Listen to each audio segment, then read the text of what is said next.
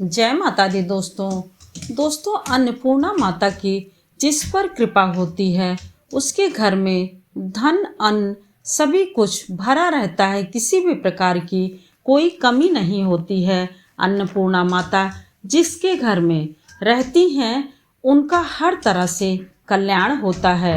तो दोस्तों अन्नपूर्णा माता का व्रत 17 दिन का और 21 दिन का व्रत इस माह में शुरू हो गया है। आज से यानी 13 तारीख से 13 नवंबर दिन रविवार से लेकर के शुरू होगा और 29 नवंबर दिन मंगलवार को समापन होगा। तो दोस्तों इस व्रत में कोई पूरा 17 दिन और 21 दिन का रखते हैं, जिसमें कि 17 दिन और 21 दिन रखने में ये होता है कि यह पूरे 17 दिन तक प्रतिदिन माता अन्नपूर्णा को स्थापित करके कलश रख के मूर्ति या चित्र रख के प्रतिदिन पूजन करते हैं।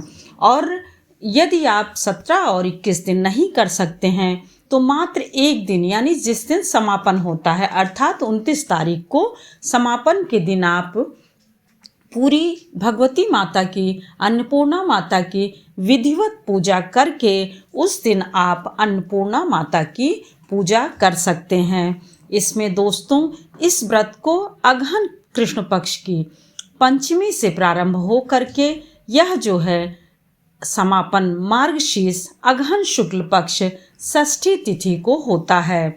और षष्ठी तिथि को अन्नपूर्णा माता की विधिवत पूजा की जाती है। पूजा करने के बाद फिर उनकी कृपा प्राप्त की जाती है। दोस्तों इस व्रत में 17 रेशमी धागा एक लेना होता है। रेशमी धागे में 17 गांठ लगाई जाती है और उसी 17 गांठ की इन दिनों में पूजा की जाती है। पूजा में जैसे सभी सामान्य व्रत में सभी व्रतों में सामान्य रूप से स्नान ध्यान करते हैं उसी तरह से करके और उनकी कुमकुम रोली फूल माला धूप दीप आदि से प्रतिदिन सुबह शाम पूजा की जाती है। जो लोग 17 या 21 दिन का संकल्प लिए रहते हैं और सुबह और सायंकाल यानी रात्रि काल में दोनों में पूजा करनी होती है। और जो इस तरह का नहीं रखते हैं वह एक दिन समापन जिस दिन रहता है उसी दिन अपना सारी विधिवत रूप से पूजा करके और सभी प्रकार के खीर हो गया फल हो गया मिठाई और कोशिश करते हैं कि 17 तरह के पकवान हों। और इन पकवानों में तो किसी किसी के यहाँ नमकीन वाला पकवान रखते ही नहीं हैं और किसी किसी के यहाँ रखा जाता है। सबका अलग अलग रीति रिवाज होता है, परंतु इसमें नमक का बिल्कुल प्रयोग नहीं किया जाता है इस व्रत में। इस व्रत से जो भी रखता है 17 या 21 दिन का वह सुबह से लेकर के शाम तक फलहार कर सकते हैं और हो सके तो एक टाइम मीठा कुछ भोजन कर सकते हैं, परंतु नमक का प्रयोग नहीं किया जाता है। इसीलिए लोग एक दिन अंतिम दिन ही रखते हैं, जिस दिन समापन होता है उसी दिन रखते हैं, जिससे कि उसी दिन सुबह से लेकर के शाम तक पूरा व्रत रहते हैं। रात्रि में पूजा करते हैं और सभी प्रकार के पकवान बनाए रहते हैं। उन पकवानों से देवी माता यानी अन्नपूर्णा माता का भोग लगाते हैं और पूरी तरह से विधिवत पूजा करते हैं।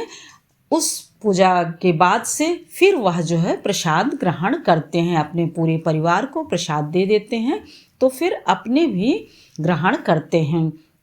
यह व्रत हमें पुत्र आयु आरोग्यता निरोगी रहने का लक्ष्मी धन सुख वैभव सभी की प्राप्ति कराता है।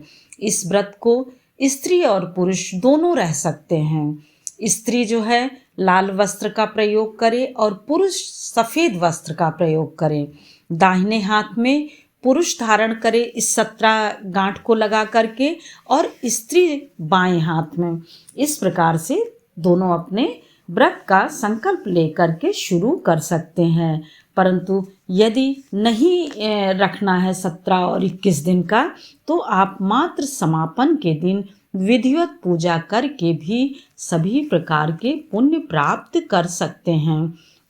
अन्नपूर्णा माता को अपने रसोई के दरवाजे पर लगा दीजिए, जिससे कि आप जैसे ही प्रवेश करिए वैसे ही उनकी मूर्ति, फोटो, जो भी तस्वीर लगाए हैं आप, वह देखने से हमारे रसोई में अन्न धन की हमेशा बढ़ोतरी रहती है, अर्थात कभी कमी नहीं आती है।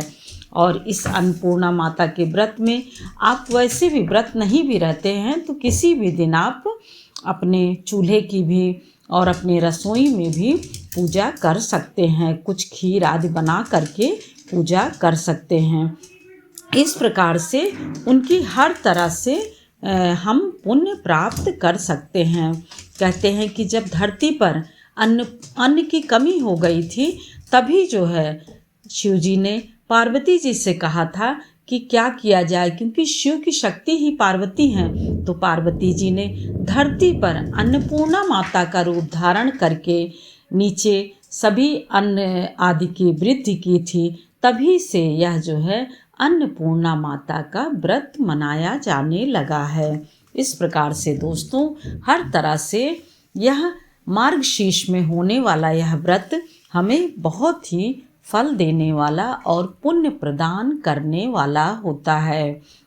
और कुछ लोग हैं सिर्फ जो है एक दिन पूजा कर लेते हैं, यानी बहुत लोग पूर्णिमा को भी कर लेते हैं, पूर्णिमा को एक दिन करके उस दिन भी समापन कर लेते हैं। तो अपने अपने अनुसार किया जाता है। यह मास ऐसे होता है कि इसमें गेहूं की फसल तुरंत बुआई होती है, इसी समय बोया जाता है। तो इसीलिए यह शुरुआत में ही यह व्रत किया जाता है, अर्थात पंचमी से शुरू हो जाता है और समापन इसका जाकर के षष्ठी तिथि यानी मार्गशीर्ष की अगहन शुक्ल पक्ष की षष्ठी तिथि को होता है। जय माता दी दोस्तों, फिर मिलते हैं एक और नए वीडियो के साथ। तब तक के लिए लाइक करिए, सब्सक्राइब करिए और बेल बटन दबाइए, जिससे कि सबसे पहले नोटिफिकेशन आपके पास पहुँचे।